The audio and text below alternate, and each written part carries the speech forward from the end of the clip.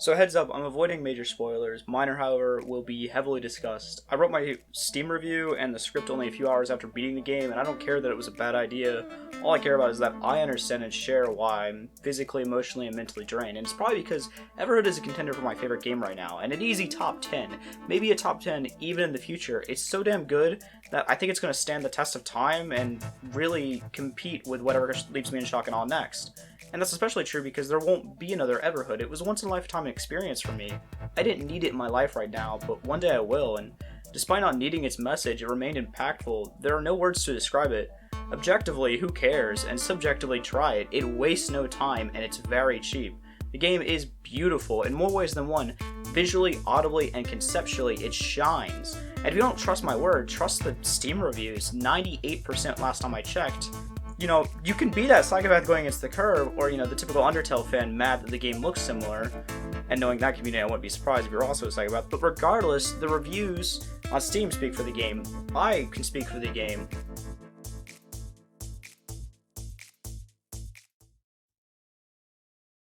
Everhood is an emotional adventure with lovable elements. The developers create the emotional adventure by giving the player choice, forcing them to engage with a charming world, and incorporating a very difficult theme along the way. This comes together in a game that starts out as a quirky adventure where no one dies in this world, and ends with the player's choices, to kill or not, because the player is the only one with the power to kill. So death is the theme, to kill or not to kill. The lovable cast is the plot. It all comes together to put you through an emotional rollercoaster that you might not be ready for, especially because of how relevant the fear of death is in the present. So the main thing, death, is more so what's the purpose of life and death. Beyond that, the developers also focus on eccentric design. Regardless of how it's comparable to X, Y, or Z, Everhood actively tries to send out and try new things. In conception or execution, it remains pure and genuine. It is honestly Everhood. Its theme and presentation are its sums. Through eccentric design and loyalty to a very serious theme, they set their foundation solid and sell their message. And because of their presentation, the game has character. If the game lacked character, it would have never been as impactful.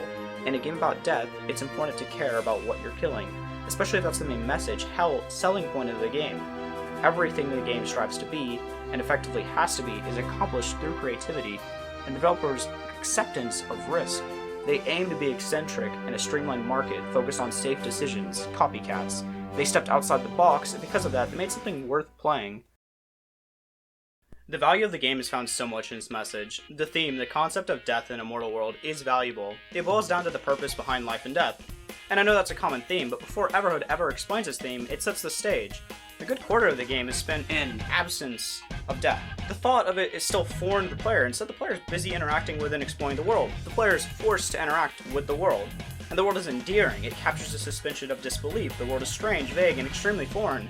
The player has no idea what's going on and are allowed to enjoy themselves and find things to do and love in Everhood. And that, my friends, is what we call a sick joke. As you grow to love and befriend these quirky characters, the game steadily marches you towards the revelation that you can kill, that you're the only one, and you, worse, have to decide if these immortals are suffering or happy, if they'd be happier alive or dead. The game made me care from the get-go, only to dump something as heavy as the weight of death on me. To let them live and suffer, or to die and risk nothing, non-existence. It asks, what is life without death? What is immortality? What bliss or horrors are there beyond a finale's grasp? And some characters explicitly ask for death. I know it's not very subtle, but most will fight back, or worse, just roll over and die. And I wasn't kidding when I said it was weighty. It is a difficult task. And not difficult as in difficulty, but the weight of the task and the fact that the player has to choose that route, that path. It's just done so well. Everhood supports both sides, actively hinting along the way that both sides are right or wrong. It forces you to question your decisions, and if you're truly right or heading to a game over screen. Anytime media provokes thought or forces you to examine your own beliefs and challenge pre-existing or avoided questions and answers, then does media succeed. The greatest feat of media or any canvas is to force the audience to think. Needless to say, I killed them.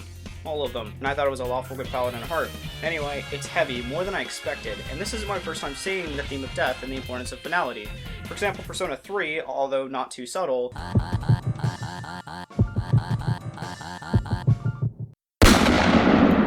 regardless, was also one of them, and I found Everhood the more impactful of the two. And it looks like this. I guess anything beats anime. It's no hyperbole when I say that this game left me feeling drained. On one of the last songs, I found myself shaking and on the verge of tears. I didn't cry. I'm a real man. I balled out my emotions and embraced my inner toxic masculinity. What the hell is wrong with me? Alright, I tasted media. Onto characters, and yeah, it's pretty obvious. I'm gonna praise the characters up and down, especially Green Mage. Of all the game's charms, characters are one of the best of them. They've got a lot of care and effort put into them. They've got sprites, personalities of varying quality, gibberish, and a role. The main characters get a larger role, more dialogue, more fights, therefore more music, and some even can have as much impact as the overarching narrative. It's all very quirky, fun, humorous, and well done. I love so much of the cast, and a few solid examples are the Mages, the Slime Brothers, the Doors, and my boy Lampy. Gotta love Lampy.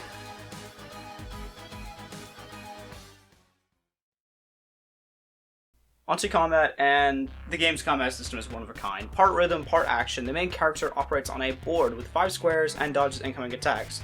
This takes place on the lower half of the screen, while on the upper half, the opponent, who plays or dances to music, performs the attacks. The game would have looked great on DS or 3DS. At first, the player is just dodging notes and vibing to the music. The game will then introduce new notes, like the notes you cannot hop over, then new perspectives, or add visual distortions, and about halfway through, the player is given the option to absorb incoming attacks. If they absorb 2 of the same color in a row without taking damage, the player can then return the attack to their opponent. It's a lot, and there's plenty more. I'll avoid spoiling anything more specific, but the big kicker, the real charmer, the music is next. As someone who loves Persona, Sayonara Wild Hearts, Hades, Xenoblade, Pokemon, Bravely Default, so many of these games with bewilderingly good soundtracks. Everhood takes the cake. You've probably heard the soundtrack the whole time through, and personally, it's one of my favorites and the one I'm most emotionally attached to at the moment.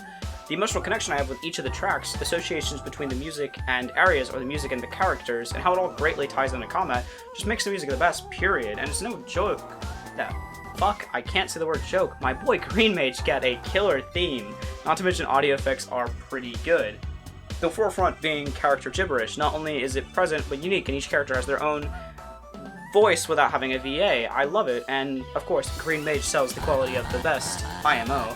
And I'll cover the whole comparison talk flick, if only to indulge the bottom feeders.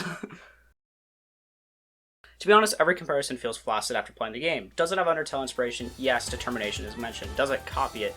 No, Everhood is still itself. Everhood features a very distinct and different style of minimalistic pixel art than Undertale. Furthermore, it has a much bigger focus on graphical effects in general. Also, comparing the combat to Undertale/Guitar Hero feels shallow.